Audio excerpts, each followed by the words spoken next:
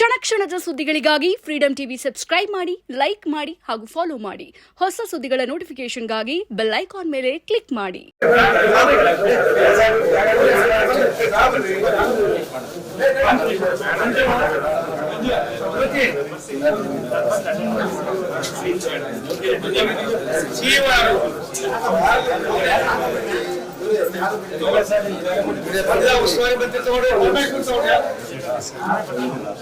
ಪ್ರಭು ಇಲ್ಲಿ ಬರ್ಬೇಕಾದ್ರೆ ನೀನು ಎಲ್ಲಿರ್ಬೇಕಪ್ಪ?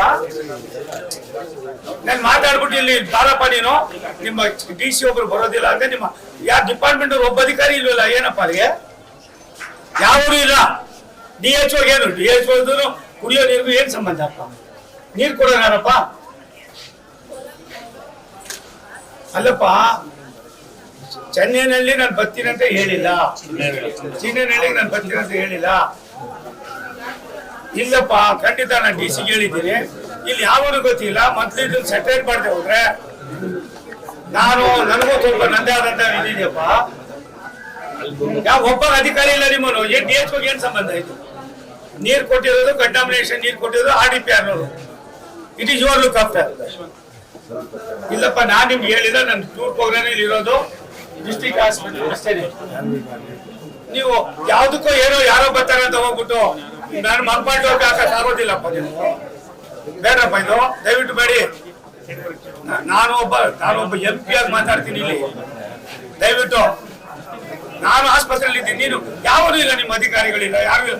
ಒಬ್ಬ DHO ಇದ್ದಾರೆ, ಒಬ್ಬ ಡಿಸ್ಟ್ರಿಕ್ಟ್ ಆಸ್ಪತ್ರೆ ಡಾಕ್ಟರ್ ಇದ್ದಾರೆ. ಇಬ್ಬರು ಬಿಟ್ರೆ ಇನ್ಯಾರು ಗೊತ್ತಿಲ್ಲ,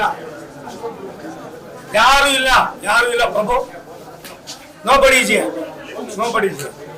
ಇದು ಆಗ್ಬಾರ್ದಪ್ಪ. ಒಳ್ಳೇದಲ್ಲ ಇದು. ಜನಗಳನ್ನ ನೀವು ಈ ತರ ಹೂವು ಇಟ್ಟು ಹಾಕೋದ್ರೆ ಜನ ಇನ್ನೂ ಏನೇನು ಅನ್ಬೇಕು ಇಡ್ತಾರೆ. ಆಗ್ಬಾರ್ದು ಈ ತರ ನೀವು ಒಬ್ಬ ನಾನು ಅದಾಗಿರೋದು ಅದೇ ಇಲ್ಲಿ ಇವಾಗ.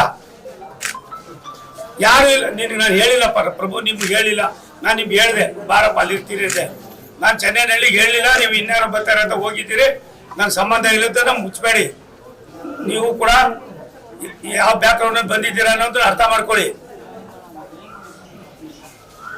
ಹೌದಪ್ಪ, ಮಠಕ್ಕೆ ಹೋಗ್ಬತ್ತಿ ಯಾವನು ಒಬ್ಬ ಗತಿ ಇಲ್ರಿ.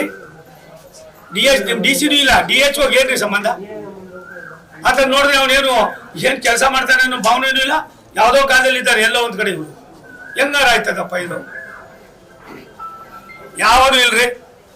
DC ತಗೊಂಡಪ್ಪ ತಗೊಳ್ಳಿ.